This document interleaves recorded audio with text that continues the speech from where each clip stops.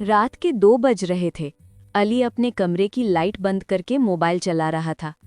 अचानक खिड़की के शीशे पर किसी ने 3 बार जोर से दस्तक दी। टक टक टक। अली डर गया, लेकिन हिम्मत करके खिड़की के पास पहुंचा। बाहर अंधेरा इतना गहरा था कि कुछ दिखाई ही नहीं दे रहा था।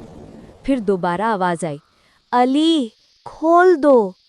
आवाज बिल्कुल उसकी मर चुकी दादी की लग रही थी। अली का दिल तेजी से धड़कने लगा। उसने खिड़की के शीशे पर नजर डाली और एक पल के लिए उसे अपनी दादी का चेहरा दिखाई दिया, फिर तुरंत गायब हो गया। अली चीखता हुआ पीछे हट गया। उसने खिड़की बंद करने के लिए हाथ आगे बढ़ाया, लेकिन तभी उसके कंधे पर किसी का ठंडा बर्फ जैसा हाथ पड़ा। अली ने धीरे धीरे पीछे मुड़कर देखा। खिड़की के बाहर कोई नहीं था, लेकिन अंदर बिल्कुल उसके पीछे उसकी दादी का चेहरा उसे घूरते हुए डरावनी मुस्कान के साथ खड़ा था।